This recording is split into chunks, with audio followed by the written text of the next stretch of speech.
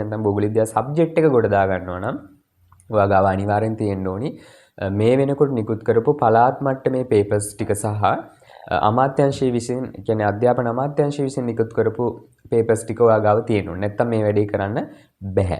ඇත්තටම මෙහෙම pass papers වල තියෙන ඒවම විභාගයට එන්න ඕනි නම් විභාගයක් අලුතෙන් තියන්න ඕනේ නැහැනේ. සමහරව හිතන් ඉන්නවා පේපරේ මාතෘකාව print වෙලා තියෙනවා, මූලාශ්‍රය print වෙලා තියෙනවා. මාතෘකාවේ මූලාශ්‍රයයි වටේ කොටස් ටිකෙන් දහම ඒකෙන් පොඩි හරි ලකුණක් ගන්න පුළුවන් කියලා. එහෙම ලකුණු දෙන්නේ නැහැ. ඔයා ප්‍රස්තාරේ අංග සම්පූර්ණව නිවැරදිව ඇන්දොත් තමයි අර මාතෘකා සහ මූලාශ්‍ර වලට පවා ලකුණු හිමි වෙන්නේ. අයිබෝන් දරුවනේ, ඕගොල්ලෝ මේ සම්බන්ධ වෙලා ඉන්නේ හදවතේ භූගෝල විද්‍යාව පන්තියත් එක්ක. එතකොට ඕගොල්ලෝට භූගෝල විද්‍යාව උගන්වන මම අනුර ප්‍රදීප් කුමාර මේ වෙනකොට පාසලක භූගෝල විද්‍යා ආචාර්යවරයෙක් විදිහටත් උත්තරපත්‍ර පරීක්ෂකවරයෙක් විදිහටත් කටයුතු කරනවා. ඉතින් මේ වීඩියෝ එක නරඹනවා මගේ භෞතික වශයෙන් මගේ පන්ති ආපු මහියංගනේ දරුවෝ සහ ඊට අමතරව ලංකාවේ හැමතැනින්ම මගේ WhatsApp group වලට එකතු වෙලා ඉන්න දරුවෝ කියන කට්ටිය ඔක්කොම මේ වීඩියෝ එක බලනවා ඇති කියලා මම විශ්වාස කරනවා. ඒතකොට මම මේ වීඩියෝ එකෙන් බලාපොරොත්තු වෙන්නේ දැන් ලංකාවේ මේ වෙනකොට විශාල ස්වභාවික ව්‍යසනයකට අපි ගොදුරු වෙලා සමහර අයගේ නෝට්ස් නැති වෙලා තියෙනවා, සමහර අයගේ මේ ලියපු කියන්නේ ගෙවල් පවා නැති වෙලා තියෙන තත්වයක් යටතේ විභාගය සඳහා නියමිත කාලය සති කිහිපයකින් ඉදිරියට ගියා. ඉතින් අපි බලමු කොහොමද භූගෝල විද්‍යා ප්‍රශ්න පත්‍රයේ එක පත්‍රයේ ගොඩ දාගන්නේ කියන එක මේ කෙටි වීඩියෝ එකකින් කතා කරන්න තමයි මම බලාපොරොත්තු වෙන්නේ. මම හිතනවා මේක ගොඩාක් දිනකට ප්‍රයෝජනවත් වෙයි කියලා. විශේෂයෙන් පාසලක උසස් පෙළ භූගෝල විද්‍යාව උගන්වන ගුරුවරයෙක් විදිහටත් උසස් පෙළ උත්තර පත්‍ර පරීක්ෂාවේ යෙදෙන ගුරුවරයෙක් විදිහටත් ඒ සියල්ලගත් අත්දැකීම් වලින් වර්ෂ ගණනාවක් තිස්සේ මම ළමයිට උගන්වන මේ අත්දැකීම් තුලින් මම හිතනවා ඔයාලට හොඳ පණිවිඩයක් මට දී ගන්න පුළුවන් වෙයි කියන එක. ඉතින් ආදරණීය දරුවනේ උසස් පෙළ විභාගයේ භූගෝල විද්‍යාවේ එක ප්‍රශ්න පත්‍රය කොහොමද සකස් වෙන්නේ කියන එක අපි ඉස්සෙල්ලාම කතා කරමු. එතකොට මම මේ වීඩියෝ එකේ ඔයාලට පේන්න සලස්වලා තියෙනවා විභාග දෙපාර්තමේන්තුව විසින් සකස් කරන ලද මූලාකෘති ප්‍රශ්න පත්‍රයේ මුලින්ම සඳහන් වෙන භූගෝල විද්‍යාවේ එක පත්‍රය කියන ප්‍රශ්න පත්‍රය කොහොමද මේකේ ව්‍යුහාත්මක සැකැස්ම කියන එක ගැන පොඩි පැහැදිලි කිරීමක් කරන්න. මොකද මේ වෙනකොට මේ ප්‍රශ්න පත්‍රයේ සැකැස්ම දන්නේ නැති ළමයි පවා මට මැසේජ් කරලා තියෙනවා සර් කොහොමද මේ ලකුණු බෙදෙන්නේ කියන එක ගැන. ඒ හින්දා ආදරණීය දුවේ පුතේ මුකුත්ම නොදන්න ළමයිගේ ඉඳලා හොඳටම දන්න ළමයිට දක්වා මම හිතනවා මේ වීඩියෝ එක අවසන් වෙනකන් ඕගොල්ලෝ බැලුවොත් ඔයාලට එක පත්‍රයේ මේ දින කීපය තුල කොහොමද ගොඩ දාගන්නේ කියන එක ගැන විශේෂ පැහැදිලි කිරීමක් කරන්න. ඉතින් ඔයාලට පේනවා භූගෝල විද්‍යාවේ එක ප්‍රශ්න පත්‍රය ප්‍රධාන කොටස් 3කින් සමන්විතයි. ඔයාලට එක පත්‍රය සඳහා කාලය පැය 3කුත් අමතර කියවීම් කාලය විදිහට විනාඩි 10කුත් ලැබෙනවා. සම්පූර්ණ එක පත්‍රය සඳහා නියමිත ලකුණු ප්‍රමාණය ලකුණු 100යි. දෙක පත්‍රයේ සඳහාත් ලකුණු 100ක් ලැබෙනවා. ඉතින් එක පත්‍රයෙන් වා 100ෙන් ගන්න ලකුණු ගාන සහ දෙක පත්‍රයෙන් වා 100ෙන් ගන්න ලකුණු ගාන කියන ලකුණු දෙක එකතු කරලා ඒ දෙකේ එකතුව දෙකෙන් බෙදීමෙන් තමයි ඔයාගේ අවසාන ලකුණ තීරණය කරන්නේ. ඉතින් ආදරණීය දුවේ පුතේ මේ භූගෝල විද්‍යාවේ එක පත්‍රය ප්‍රධාන කොටස් 3කින් සමන්විතයි. ඒකේ පළවෙනි කොටස ඔයාට ලැබෙනවා බහුවර්ණ ප්‍රශ්න. ඒ කියන්නේ කෙටි ප්‍රශ්න 40ක්. එතකොට ඒ කෙටි ප්‍රශ්න 40 සඳහා ඔයාට එක ලකුණ බැගින් ලකුණු 40ක් ලැබෙනවා.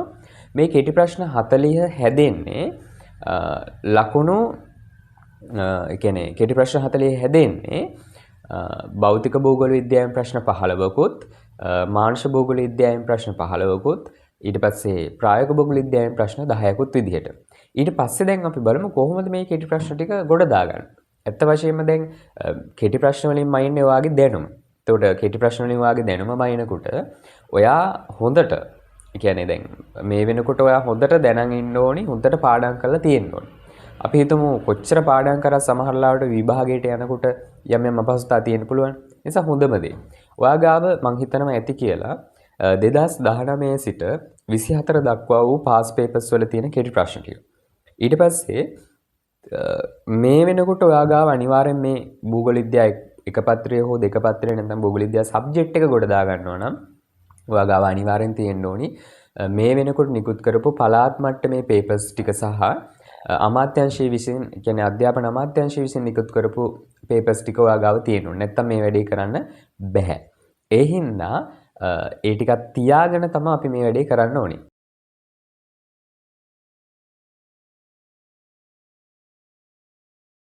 එනිසා කෙටි ප්‍රශ්නවලදී ඔයා 2019 සිට 24 දක්වා තියෙන ප්‍රශ්න ටික එක පේපර් එක කීප වතාවක් කරන්න.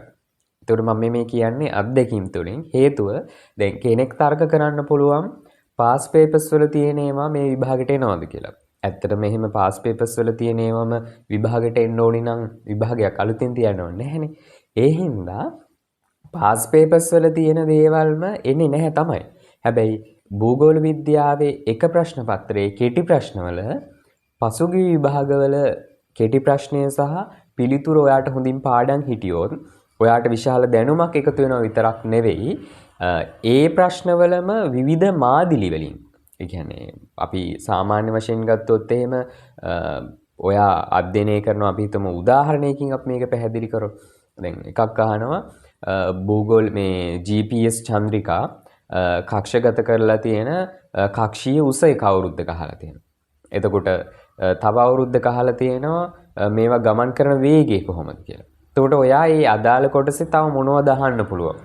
කක්ෂතල කීයකට බෙදලා තියෙනවද මේ GPS චන්ද්‍රිකා ස්ථානගත කිරීම වගේ දේවල් ලොකු දැනුම් පරාසයක් ඔයාලට එතනදී එකතු වෙනවා. මම හිතනවා ඒ නිසා හොඳම දේ මම සාරාංශ කරලා කියන්න හොඳම දේ පාස් පේපර්ස් වල තියෙන කෙටි ප්‍රශ්න ටික ආපහු වතාවක් විනාඩි 10 15න් කරන්න. ඊට පස්සේ බලන්න හරි වැරදි ටික. ඊට පස්සේ ආය ඊළඟ දවසෙත් ඒක කරන්න. ඊට පස්සේ හරි වැරදි ටික බලන්න. එතකොට ඔයාලට පාඩම් හිටිනවා.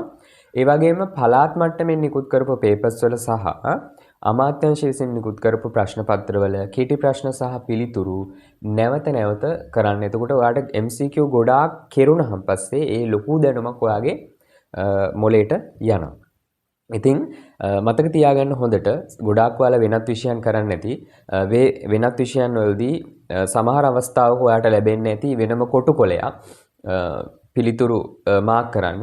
හැබැයි හොඳට මතක තියාගන්න භූගෝල විද්‍යාවේදී ඔයාලට MCQ ප්‍රශ්න පත්‍රයේ ගෙදර ගෙනීමේ හැකියාවක් නැහැ. ඒ පේපර් එකේ තුලේ තියෙන වරහන තුල තමයි ඒ අංකය දාන්න ඕනේ. ඉතින් ගොඩාක් දරුවෝ මේකෙදි කරන වැරදි කීපයක් තියෙනවා. එකක් තමයි සමහරව පුරුද්දට ඉරි ගහනවා. තව සමහර අවස්ථාවක වරහන තුල දාන ඉලක්කම පැන්සලෙන් වගේ දානවා. එහෙම අවස්ථාවකදී ඒ පේපර් සමහරලාවට ඇතිලි යනකොට පේපර් පැකට් එක වගේ විදිහට පැක් කරනකොට සමහරලාවට පැන්සලෙන් ලියපු එකක් මැකෙන්න පුළුවන්. ඒ නිසා සමහරු අපැහැදිලි අංක තිබුණොත් එහෙම ඒවා සමහරලාවට විභාග ඇගීම් වලදී නොසලකා හරින්න පුළුවන් ඉතින් මං හිතනවා ඔයාට MCQ ටික ගොඩ දාගන්න තියෙන කෙටිම වැඩපිළිවෙල මම පැහැදිලි කරා. ඊට පස්සේ අපි බලමු මේ දෙක කොටස ප්‍රශ්න දෙකකින් සමන්විතයි. එකක් ඔයා දැන් කොහොමද දන්න අය දන්නවා. අනිවාර්යෙන්ම ඔයාට ලැබෙන ප්‍රශ්න දෙකක් තමයි මේකෙදී අන්තර්ගත වෙන්නේ. එකක් තමයි 1.50000 කියලා බහුලක්ෂණ සිතීමක් ඔයාට දීලා ඒ බහුලක්ෂණ සිතීම ඇසුරෙන් ප්‍රශ්නයක් ඔයාගෙන් අහනවා. ඒකට ඔයාට ලකුණු 20ක් ලැබෙනවා. ඊට අමතරව හිස් ලෝක සිතීමක් රටවල් බෙදීම් සහිත සිතියමක් ඔයාට දීලා දෙවෙනි ප්‍රශ්න විදිහට ඔයාට දෙනවා ස්ථාන 10ක්. ඒ ස්ථාන 10 ඔයා හරි විදිහට ලකුණු කරන්න ඕනි උචිත සිතියම් ලකුණු කිරීමේ විද්‍යාත්මක ක්‍රමවේද එක්ක. එතකොට ඒකට ඔයාට ලකුණු 10ක් ලැබෙනවා. එහෙනම් අපි බලමු පළවෙනි ප්‍රශ්නය. ඒ කියන්නේ 1.50000 බහුලක්ෂණ සිතියම් ප්‍රශ්නය කොහොමද ගොඩ දාගන්නේ? වෙන ප්‍රශ්න වගේ නෙවෙයි මේ ප්‍රශ්නේ අනිවාර්යෙන් එන නිසා ඒකට අදාළ සටහන ගාව තියෙන්න ඕනේ. මේ ප්‍රශ්නේ සකස් වෙන්නේ ක්‍රම තුනකට. ඒ කියන්නේ මේ සම්පූර්ණ ප්‍රශ්න ටික අපිට ගොනු කරන්න පුළුවන් අවස්ථා තුනකට. ඒ කියන්නේ බහුලක්ෂණ සිතියමේ සම්පූර්ණ ප්‍රශ්න ටික අහන්නේ එකක් හඳුනා ගැනීම ආශ්‍රිතව. ඒ කියන්නේ බහුලක්ෂණ සිතියමේ තියෙන සංකේත වර්ණ අක්ෂර වලින් හඳුනා ගන්න එනවා. ඊළඟට ඔයාලට දෙනවා ක්‍රියාකාරකමක්. ඒ කියන්නේ හරස්කඩක් ඇඳීම, ඊට පස්සේ රේඛීය පරිමාණයෙන් සකස් කිරීම හෝ සිතියම් සංකෝචනය විශාලනය කිරීම වැනි ක්‍රියාකාරකමක්. ඊට පස්සේ ඔයාලට දෙනවා සිතියම් ඇසුරෙන් විස්තරයක් කරන්න. ඒ කියන්නේ අපි ඒකට කියනවා සිතියම් විවරණය කියන ප්‍රශ්නයේ ආකෘතිය. ඉතින් ඔන්න ඔය ආකෘති තුනෙන් තමයි පාස් පේපර්ස් හැම එකම ඇවිල්ලා තියෙන්නේ. ඉතින් ඔයා කරලා බලන්න ඔය ආකෘති තුනෙන් අහන්න පුළුවන් හැම විදිහකින්ම පාස් පේපර්ස් වල අහලා තියෙනවා. ඉතින් මේ පාර වෙනස් වෙනවා නම් වෙනස් වෙන්න පුළුවන් සිතියම විතරයි. එහෙනම් ඔයා ගාව අනිවාර්යයෙන්ම පළවෙනියටම හඳුනා ගැනීම ආශ්‍රිත ප්‍රශ්නය කරනවා නම් ඔයා දැනන් ඉන්න ඕනි සූචකයේ සම්බන්ධ දැනුම. ඒ කියන්නේ සූචකයේ තමා තියෙන උචිත වර්ණ සංකේත අක්ෂර ටික ඒ සූචකයේ සම්බන්ධ දැනුම ආගාව තියෙන්න ඕනි. ඊට පස්සේ ඔයා දැනන් ඉන්න ඕනි හරස්කඩක් අඳින්නේ කොහොමද? රේඛීය පරිමාණයක් අඳින්නේ කොහොමද කියලා මං හිතන්නේ ගුරුවරයාට උගන්වලා ඇති. ඒ සටහන් බලන්න. පහුගිය අවුරුද්ද වල ආපු ක්‍රියාකාරකම් ප්‍රශ්නේ මොන වගේද කියන චුට්ටක් බලන්න. ඒ බලලා අලුතෙන් එන සිතියම දිහා බලන්න. බොහෝ වෙලාවට 2023 22 අවුරුද්දේ ආවේ කඳුකර භූෂණතා සහිත ලක්ෂණ ප්‍රදේශයක් රක්වාන සිතියම වෙන්න ඕනේ මට මතක විදිහට. ඊට පස්සේ 23 දී මහියංගන සිතියම ආවා. 24 දී ඒතර මහියංගන සිතියම බොහෝ වෙලාවට අපි ගත්තොත් මේ අභ්‍යන්තර තැනිතලා සහ හතරමැදි කලාපයට අයිති ප්‍රදේශයක්. ඊට පස්සේ අපි ගල් බැලුවොත් එහෙම වෙරළබඩ තැන්න ආශ්‍රිත භූලක්ෂණ සිතියමක් තමයි 2024 කියන්නේ ඔයාලට කලින් අවුරුද්දේ දුන්නේ. ඉතින් බොහෝ වෙලාවට අපිට අනුමාන කරන්න පුළුවන් සමහර අවස්ථාවක මේ පාර කඳුකර භූෂණතා ලක්ෂණ සහිත ප්‍රදේශයක් දෙන්න පුළුවන්ද කියන එක. එතකොට එතනදී මතක තියාගන්න පහුගිය අවුරුදු වල මොනවද වැඩිපුර කඳුකර භූෂණතා සහිත ලක්ෂණ ප්‍රදේශ වලින් අහලා තියෙන්නේ.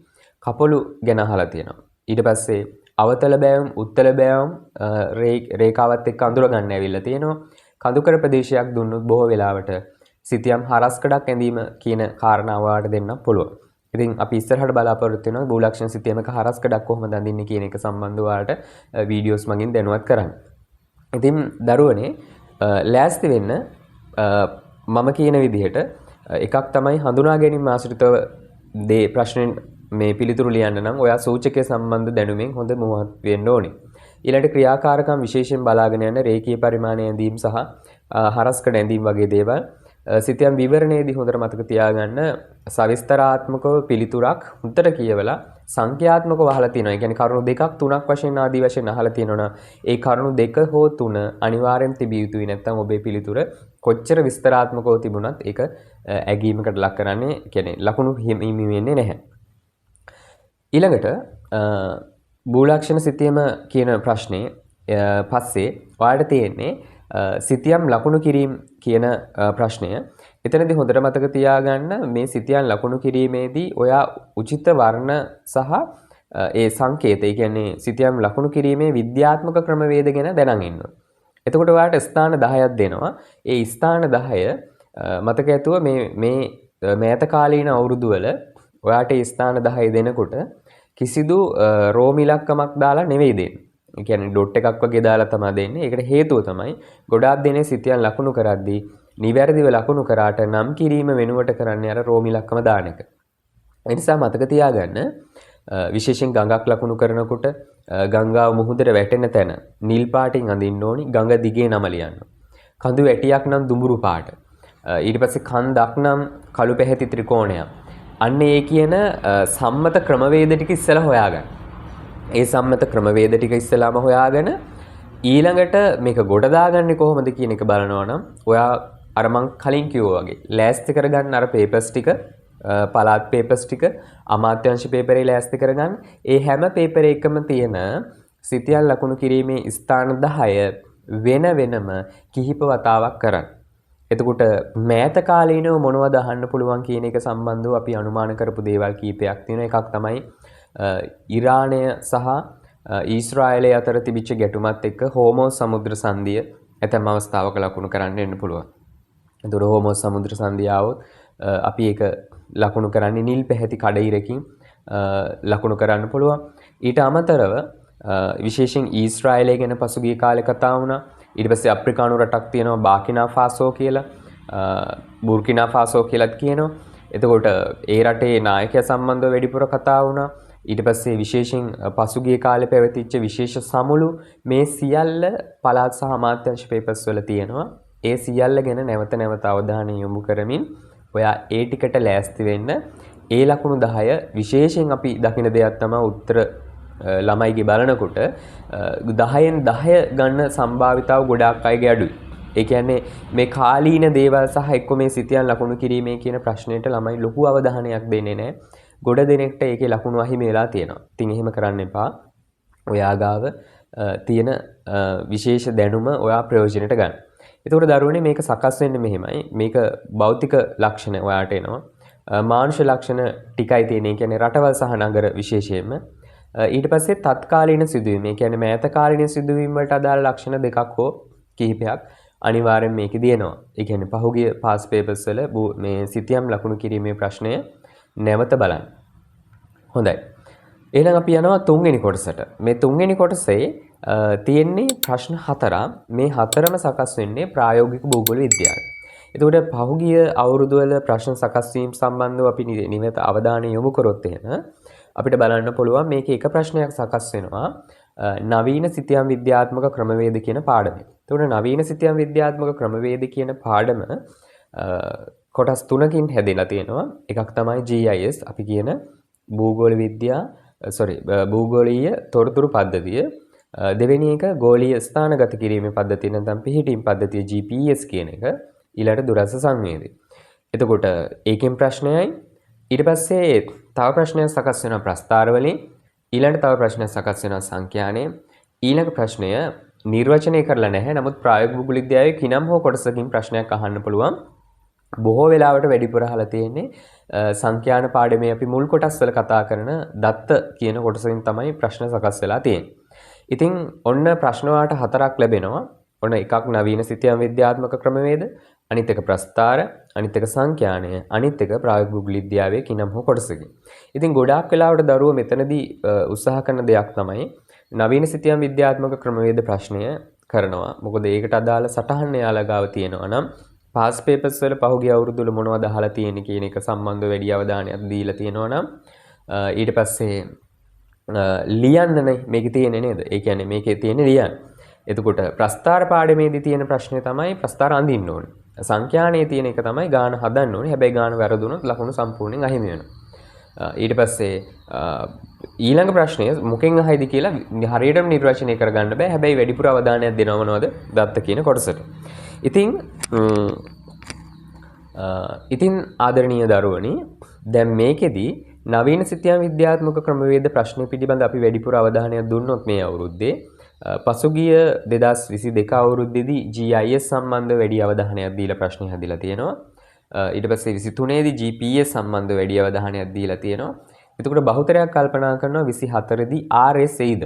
අන්න ඔය අනුමාන කිරීම නිසා සමහර අවස්ථාවක අපි ඒක විතරක් බලාගෙන ගියොත් එහෙම සමහර අවස්ථාවක ඒක නොවෙන්න පුළුවන්. ඒ නිසා 24 දී දුරස්ස සංවේදී ආවේ නැහැ. එතනදී බොහෝ වෙලාවට පොදු ප්‍රශ්නයක් තමයි සකස් වෙන්නේ.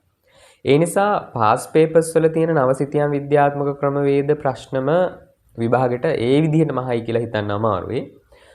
හැබැයි වැඩිපුර අවධානයක් දුරස්ස සංවේදයට දෙන්න. මොකද මෑත කාලීනව දුරස්ස සංවේදයෙන් ප්‍රශ්නයක් වෙනමම සකස් වෙලා නැති නිසා. ඒ නිසා දුරස්ස සංවේදන වේදිකා, දුරස්ස සංවේදන ක්‍රියාවලිය අර සූර්යා ශක්ති මූලාශ්‍රය විදිහටත් A B C D E F G දක්වා වූ ක්‍රියාවලිය බලාගෙන යන්න දුරස්ස සංවේදන වේදිකා සම්බන්ධව ඊළඟට චන්ද්‍රිකා තාක්ෂණයේ ගුවන්චාරූප විශේෂයෙන් මේ දවස්වල ඔය ආපදා කළමනාකරණයට එහෙම යොදා ගන්න ඔය ඩ්‍රෝන තාක්ෂණය වගේ දේවල් සම්බන්ධව ප්‍රායෝගික ප්‍රශ්න ඕන තරම් අහන්න පුළුවන්. දැන් ඔයාලට දීලා තියෙන නෝට් එකෙන් ඔබට ඕන තරම් නව සිතියම් විද්‍යාත්මක ක්‍රමවේද වලින් ප්‍රශ්න අහන්න පුළුවන්. ඒ නිසා ඒක සම්බන්ධ ප්‍රායෝගික දැනුමක් ඔයා ගාව තියෙන්න ඕන. ඉතින් ගොඩ දෙනෙක් සංඛ්‍යානයේ ප්‍රස්තාර කියන ප්‍රශ්න දෙකම කරනවා ගොඩාක් අඩුයි. එතකොට සමහර අය නවීන සිතියම් විද්‍යාත්මක ක්‍රමවේද ප්‍රශ්න අනිවාර්යෙන් කළා ප්‍රස්තාර සංඛ්‍යානය නොකර අනිත් ප්‍රශ්නේ කරන්න පෙළඹෙනවා. හැබැයි මතක තියාගන්න ඔන්න නවීන සිතියම් විද්‍යාත්මක ක්‍රමවේද ප්‍රශ්න පිළිබඳ අපි සාකච්ඡා කරා බලාගෙන යන්න ඕනේ මොනවද කියන එකත් කිව්වා. ඊට පස්සේ ප්‍රස්තාර ප්‍රශ්න ගැන විශේෂ අවධානයක් දුන්නා. හොඳට මතක තියාගන්න. අපි පේපර්ස් බලද්දී අපිට තේරෙන දෙයක් තමයි වැඩිපුර ළමයිට ලකුණු තියෙන ප්‍රශ්නයක් තමයි ප්‍රස්තාර ප්‍රශ්න. හේතුව ওই ප්‍රස්තාරය ඇදීම වෙනුවෙන් ලකුණු 8ක් ඔයාලට පිරිනමනවා. ඉතින් මේ ප්‍රස්තාරයේ මාතෘකාව මූලාශ්‍රය කියන දේ දැක්වීම තුළ පවා ලකුණු හම්බ වෙනවා. හැබැයි හොඳට මතක තියාගන්න ප්‍රස්තාර ප්‍රශ්නේදී ළමයි ඔන්න උතන වරද්දා ගන්න දෙයක් තියෙනවා. එකක් තමයි සමහරව හිතන් ඉන්නවා පේපරේ මාතෘකාව print වෙලා තියෙනවා, මූලාශ්‍රය print වෙලා තියෙනවා. මාතෘකාවේ මූලාශ්‍රයයි වටේ කොටස් ටික එන්දාම ඒකෙන් පොඩි හරි ලකුණක් ගන්න පුළුවන් කියලා. එහෙම ලකුණු දෙන්නේ නැහැ. ඔයා ප්‍රස්තාරේ අංග සම්පූර්ණව නිවැරදිව ඇඳොත් තමයි අර මාතෘකා සහ මූලාශ්‍ර වලට පවා ලකුණු හිමි වෙන්නේ.